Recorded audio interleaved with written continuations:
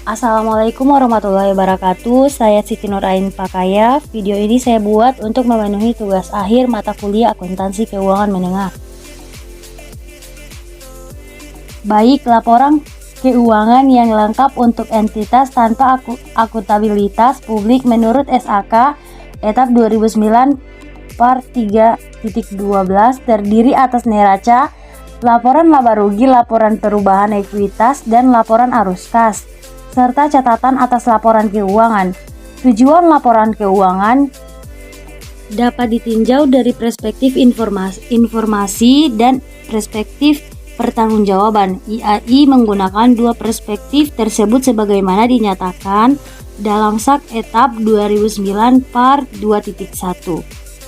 Paragraf tersebut menyatakan bahwa tujuan laporan keuangan dan perspektif informasi adalah untuk menyediakan informasi yang bermanfaat bagi sejumlah besar pengguna laporan keuangan dalam pengambilan keputusan ekonomi oleh siapapun yang tidak dalam posisi dapat meminta laporan keuangan, khusus untuk memenuhi kebutuhan informasi tertentu. Informasi yang disajikan oleh laporan keuangan meliputi hal-hal berikut. 1. Posisi keuangan, aset, kewajiban, dan ekuitas. 2. Kinerja, pendapatan, beban, untung dan rugi. Dan yang ketiga, arus kas perusahaan dari perspektif pertanggungjawaban atau stewardship. Tujuan laporan keuangan adalah untuk menunjukkan apa yang telah dilakukan oleh manajemen atas sumber daya yang dipercayakan kepada mereka. Laporan keuangan adalah sebuah dokumen atau catatan tertulis yang menyampaikan aktivitas atau kegiatan bisnis dan kinerja keuangan dalam suatu perusahaan. Laporan keuangan ini sering diaudit oleh lembaga pemerintah, akuntan, firma, dan lain-lain untuk memastikan keakuratan tujuan pajak, pembiayaan, atau investasi.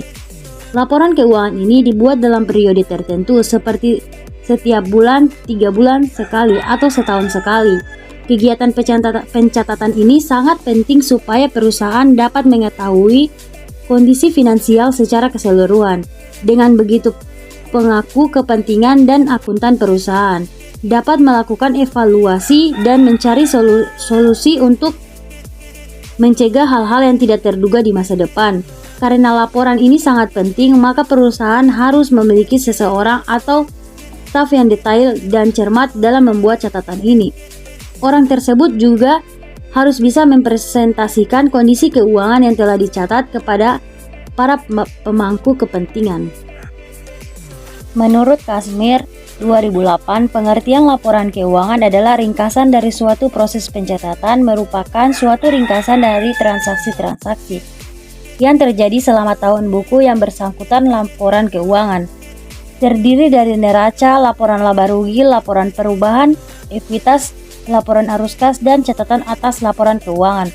Menurut Munawir 2010, laporan keuangan adalah suatu bentuk pelaporan yang terdiri dari neraca dan perhitungan laba rugi, serta laporan perubahan ekuitas. Neraca menunjukkan atau menggambarkan jumlah aset, kewajiban, dan ekuitas dari suatu perusahaan pada tanggal tertentu. Sedangkan perhitungan laporan laba rugi memperlihatkan hasil-hasil yang telah dicapai oleh perusahaan serta beban yang terjadi selama periode tertentu.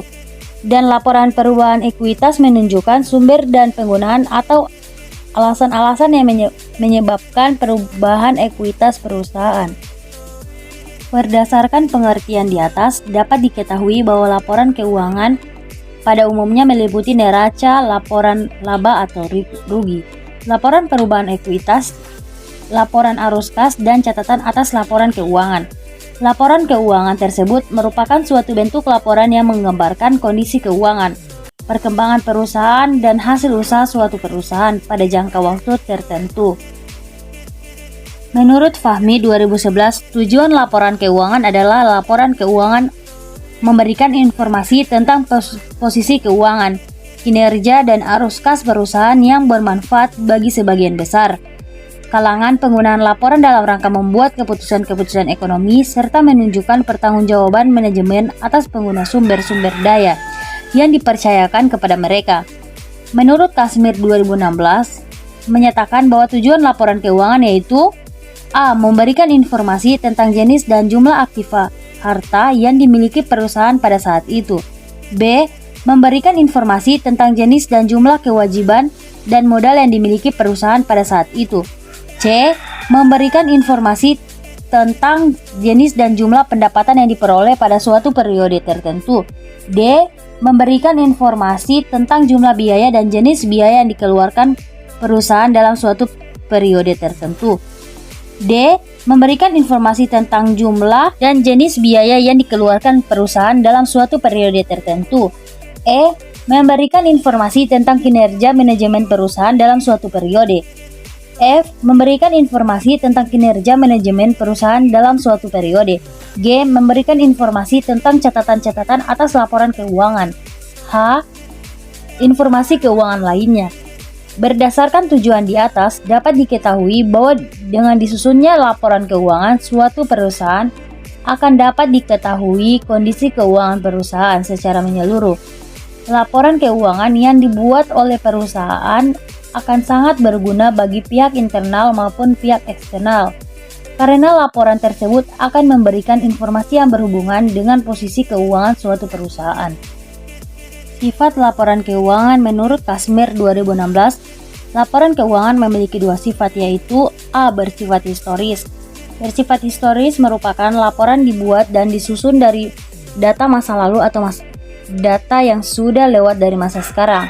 Misalnya laporan keuangan disusun berdasarkan data 1 atau 2 tahun ke belakang. B. Bersifat menyeluruh. Bersifat menyeluruh merupakan laporan keuangan dibuat selengkap mungkin, artinya disusun dengan standar yang telah ditetapkan berdasarkan pengertian definisi di atas.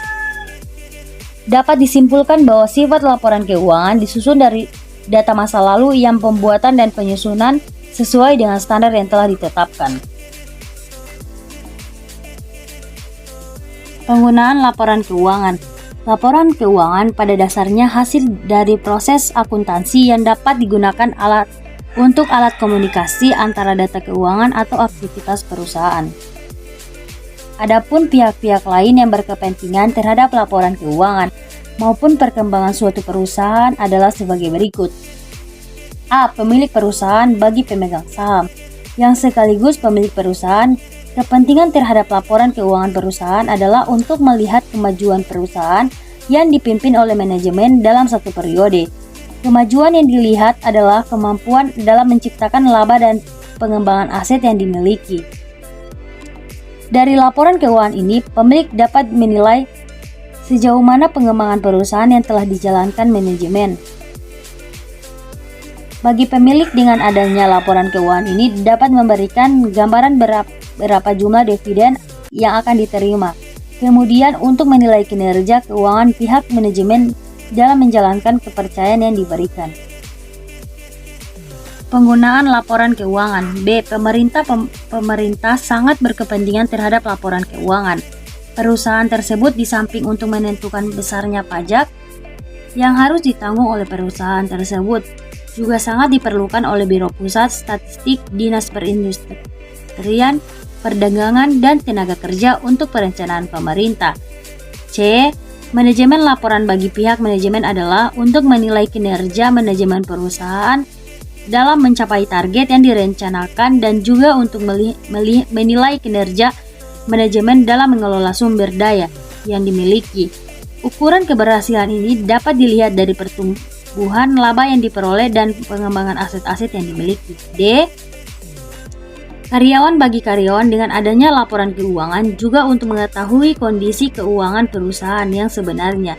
Dengan mengetahui laporan keuangan, karyawan juga paham tentang kinerja mereka, sehingga karyawan juga merasa perlu mengharapkan peningkatan kesejahteraan apabila perusahaan mengalami keuntungan dan sebaliknya perlu melakukan perbaikan jika perusahaan mengalami kerugian. Fungsi laporan keuangan untuk perusahaan. Laporan keuangan dibuat untuk fungsi tertentu sebagai sarana menentukan kebijakan pimpinan terkait perusahaan di periode selanjutnya. Berikut untuk menilai kondisi usaha. Sebuah laporan keuangan ini berguna sebagai penilai kondisi usaha, seperti jika dari catatan keuangan terlalu banyak kerugian, berarti perusahaan sedang mengalami kemunduran. Sebaliknya, jika dalam laporan banyak data profit, maka usaha sedang berkembang. Dengan penilaian ini, pimpinan bisa menentukan sikap melanjutkan usaha atau menutupnya karena kerugian. Dan sebagai bahan evaluasi. Laporan keuangan diperlukan sebagai bahan evaluasi untuk menjelaskan permasalahan dan solusinya. Seperti jika terjadi kemunduran perusahaan, maka bisa ditentukan apa penyebab kemunduran. Dan sebagaimana mencari jalan keluarnya. Jika evaluasi berjalan dengan maksimal, tentu kebijakan selanjutnya akan lebih mudah. Bentuk pertanggungjawaban perusahaan. Laporan keuangan juga berfungsi sebagai pertanggungjawaban perusahaan kepada investor maupun kepada pemerintah yang terkait dengan pajak dan lain sebagainya. Jika ada laporan yang detail, berarti perusahaan tersebut kredibel, manajemen di dalamnya memang berjalan dengan baik sesuai dengan porsinya masing-masing. Sebaliknya, jika perusahaan memiliki laporan keuangan amburadul, bisa dikatakan badan usaha tersebut tidak kredibel. Laporan laba rugi. Laporan laba rugi adalah sebuah laporan yang bisa digunakan oleh perusahaan-perusahaan untuk mengetahui bagaimana kondisi keuangan, laba dan rugi perusahaan. Laba rugi atau dalam bahasa Inggris disebut sebagai income statement atau profit and loss statement. Ini merupakan laporan yang memiliki fungsi untuk menilai kinerja keuangan perusahaan. Biasanya, perusahaan membuat laporan laba rugi ini sebagai acuan kondisi perusahaan untuk dapat mengambil keputusan strategi dan langkah selanjutnya bagi pimpinan perusahaan dan pemangku kepentingan. Dari analisa laba rugi inilah, perusahaan akan tahu apakah mereka sedang mengalami keuntungan atau kerugian dalam suatu periode. Selain itu, laporan ini juga digunakan untuk memberikan informasi mengenai pajak perusahaan biasanya. Isi dalam laporan jenis ini terdiri dari pendapatan, beban harga pokok produksi, beban pajak, laba dan rugi perusahaan. Komponen laba rugi. 1. Pendapatan revenue. Unsur laporan laba rugi ini adalah peningkatan aktiva atau arus masuk perusahaan yang dihasilkan dari kegiatan operasional. Nilai pendapatan diperoleh dari total pendapatan kotor perusahaan yang telah dikurangi potongan harga atau diskon, retur, dan tunjangan lainnya. 2. Beban expenses. Unsur ini merupakan arus keluar atau pemakaian aktiva akan memunculkan liabilitas dalam suatu periode tertentu, dikarenakan pengiriman ataupun produksi barang. Yang ketiga, keuntungan atau profit. Unsur laporan laba rugi ini hadir karena adanya peningkatan ekuitas karena terjadi transaksi perusahaan atau yang dihasilkan dari pendapatan atau investasi dari pemilik perusahaan. Keempat, kerugian atau loss. Sementara untuk unsur kerugian yaitu penurunan ekuitas karena adanya transaksi yang dilakukan oleh perusahaan atau akibat dari beban dan pendistribusian kepada pemilik perusahaan. Bentuk-bentuk penyajian laporan laba rugi. 1. Bentuk single step atau satu tahap. Dalam bentuk ini, penyusunan atau pengelompokan laporan laba rugi tidak mengelompokkan penyajian komponen pendapatan atau biaya baik kegiatan operasional atau ordinari maupun di luar operasi subordinari. Laporan laba rugi satu tahap adalah laporan laba rugi yang disajikan dengan satu tahap saja. Pos-pos penghasilan dikumpulkan tanpa memedulikan sumber pendapatan tersebut dari kegiatan usaha ataupun di luar usaha. Demikian pula, pos-pos beban tidak perlu dipisahkan antara beban usaha dan beban di luar usaha. Kedua, bentuk multiple step atau banyak tahap. Dalam bentuk ini, penyajian laporan dilakukan berdasarkan pengelompokan terhadap pendapatan dan beban yang disusun secara berturut, sehingga dapat dihitung mana laba rugi kotor dan laba rugi bersih sebelum pajak dan sesudah pajak dan komponen elemen luar biasa. Laporan perubahan modal atau biasa kita sebut dengan ekuitas merupakan jenis laporan keuangan yang terbilang cukup penting terutama untuk para perusahaan publik. Laporan ini memiliki tujuan supaya perusahaan tersebut dapat menjelaskan peningkatan dan penurunan aktiva bersih atau kekayaan dalam satu periode tertentu. Laporan jenis ini sering kita temukan di berbagai perusahaan, publik karena perusahaan tersebut memiliki struktur kepemilikan yang terorganisir dan kompleks dalam perubahan-perubahan ekuitas di periode terkait. Tujuan dari perubahan modal ini supaya perusahaan dapat memberikan sebuah laporan mengenai perubahan modal kerja dari investasi dan dana yang perusahaan dapat atau hasilkan dalam satu periode. Komponen penting yang wajib ada di dalam laporan ini yakni modal awal yang perusahaan miliki, pengambilan dana pribadi oleh pemilik perusahaan, dan jumlah laba rugi dalam satu periode. Jadi langkah awal untuk membuat laporan ini dengan membuat laporan laba rugi. Selain itu, laporan ini juga menunjukkan berbagai macam penyebab kenapa tidak ada perubahan modal yang terjadi. Data-data ini penting wajib ada dalam laporan ini, antara lain modal awal, pengambilan dana, total laba atau rugi yang perusahaan peroleh dalam suatu periode. Berikut adalah contoh laporan keuangan perubahan modal. Neraca. Neraca adalah laporan keuangan yang secara sistematis menyajikan posisi keuangan perusahaan, aset, kewajiban, dan ekuitas pada suatu tanggal tertentu. Neraca disebut juga laporan pos keuangan. Laporan ini dibuat untuk menyajikan informasi keuangan yang relevan dan dapat dipercaya mengenai aset, kewajiban, dan ekuitas perusahaan. Laporan arus kas. Selanjutnya ada laporan arus kas atau dalam bahasa Inggris cash flow. Laporan arus kas atau cash flow yang digunakan sebagai catatan pemasukan dan pengeluaran selama satu periode. Laporan ini ternilai sangat penting guna mengevaluasi struktur keuangan perusahaan seperti likuiditas dan solvabilitas serta aktiva bersih. Selain itu, perusahaan juga memanfaatkan laporan ini sebagai strategi untuk menghadapi perubahan kondisi dan peluang yang ada. Dalam dokumen ini memiliki 3 aktivitas utama yang berbeda yang terdiri dari aktivitas operasi atau operating aktivitas. Aktivitas ini merupakan sebuah jurnal laporan arus kas yang terjadi dalam kegiatan operasional perusahaan. Untuk membuat dokumen ini, seorang akuntan harus memasukkan nilai dari pengaruh bank dari setiap kegiatan transaksi yang terjadi dalam penentuan laba bersih. Aktivitas investasi atau investing activities. Untuk aktivitas investasi, ini hanya berkaitan dengan setiap kegiatan arus kas yang dihasilkan atau diperoleh dari penjualan atau pembelian aktiva tetap. Aktivitas pendanaan atau financing activities. Untuk aktivitas yang satu ini hanya berasal dari penambahan modal perusahaan. Biasanya seorang akuntan perusahaan akan menghitung aktivitas ini, memasukkan nilai penambahan dan pengurangan uang kas perusahaan yang berasal dari kewajiban jangka panjang dan juga ekuitas pemilik perusahaan. Catatan atas laporan keuangan atau financial of notes. Laporan hanya akan tertuju pada informasi-informasi pendukung yang menjelaskan bagaimana kegiatan suatu perusahaan sampai pada angka terakhir dalam laporan. Selain itu, catatan ini juga akan menjabarkan penyimpangan-penyimpangan yang terjadi dalam metodologi dari tahun ke tahun. Meskipun begitu, catatan ini bukanlah suatu laporan yang bersifat wajib. Namun laporan ini hanya sebagai pendukung jika ada pemangku saham membutuhkan informasi yang mendukung bukti laporan. Karena dari itu, dalam catatan ini sering mencantumkan masalah-masalah dasar yang membuat kesehatan keuangan perusahaan tidak baik.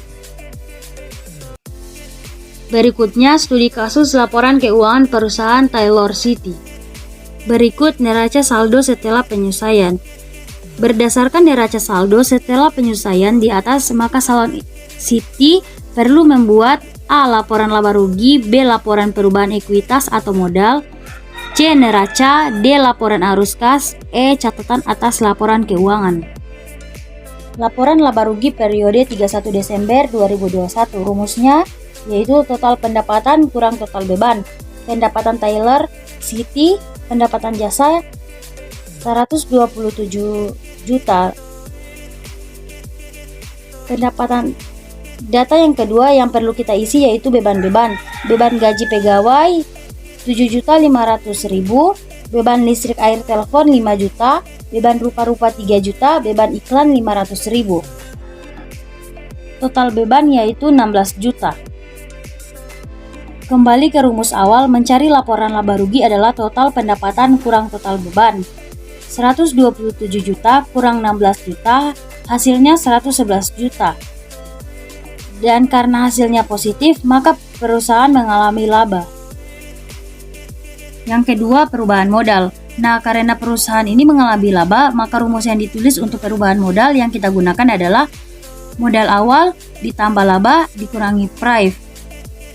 Modal per 1 Januari 2021, modal awal Siti 30 juta, tambahan modal. Laba per Des 2021 111 juta. DP price 1 juta, jadi kenaikan modal 110 juta. Modal per 1 Januari 2021 30 juta, ditambahkan kenaikan modal 110 juta, jadi modal akhir per 31 Desember 2021 yaitu 140 juta. Yang ketiga adalah neraca. Taylor City, neraca periode 31 Desember 2021, sisi yang kiri adalah aktiva dan yang kanan adalah pasiva. Sisi aktiva itu terdiri dari harta dan sisi pasiva terdiri dari hutang dan modal. Harta lancar 1 kas 20 juta, piutang usaha 5 juta, perlengkapan kantor 5 juta, perlengkapan Taylor 10 juta, sewa dibayar di muka 20 juta. Total aktiva lancar yaitu 60 juta. Harta tetap yaitu gedung 30 juta, akumulasi penyusutan gedung yaitu 10 juta, peralatan Taylor 100 juta, akumulasi penyusutan peralatan Taylor 20 juta. Jadi 100 juta kurang 20 juta yaitu 80 juta. Total aktiva tetap yaitu 100 juta. Berikut utang lancar, utang usaha yaitu 10 juta, utang bank 10 juta. Total utang modal Siti 20 juta. Modal Siti per 31 Desember 140 juta ditambah 20 juta, hasilnya 160 juta. Jadi Taylor City memiliki aktiva dan pasiva sebesar 160 juta. Arus kas. Aktivitas operasional 127 juta. Arus kas aktivitas investasi 110 juta. Arus kas aktivitas pendanaan 29 juta. Selanjutnya, kita jumlahkan ketiga arus kas, maka terjadi kenaikan arus kas pada Taylor City sebesar 207 juta. Hasil akhir dari laporan arus kas harus sama dengan persamaan dasar akuntansi. Yang kelima, catatan atas laporan keuangan. Metode akuntansi yang digunakan adalah menggunakan cash basis. Standar akuntansi yang digunakan adalah standar akuntansi keuangan tanpa entitas publik atau sub-etap. Yang berikut kas dan serta kas. Kas dan serta kas perusahaan meliputi kas tunai dan kas yang ada di bank perusahaan. Piutang usaha adalah kumpulan dari transaksi atau aktivitas operasional perusahaan berupa penjualan persediaan yang dilakukan dengan memberikan termin pembayaran. Perlengkapan adalah kumpulan harta berwujud perusahaan yang memiliki sifat lancar dan memiliki bentuk dan manfaat yang dapat habis dalam memenuhi kebutuhan operasional perusahaan. Dan terakhir, hutang usaha. Hutang usaha adalah kumpulan transaksi atau aktivitas operasional perusahaan berupa pembelian persediaan yang dilakukan dengan mendapat termin pembayaran baik dengan cara melakukan pengajuan atau keistimewaan yang diberikan oleh supplier. Baik, terima kasih. Apabila ada kesalahan mohon dimaafkan. Wabillahi taufiq wal hidayah. Wassalamualaikum warahmatullahi wabarakatuh.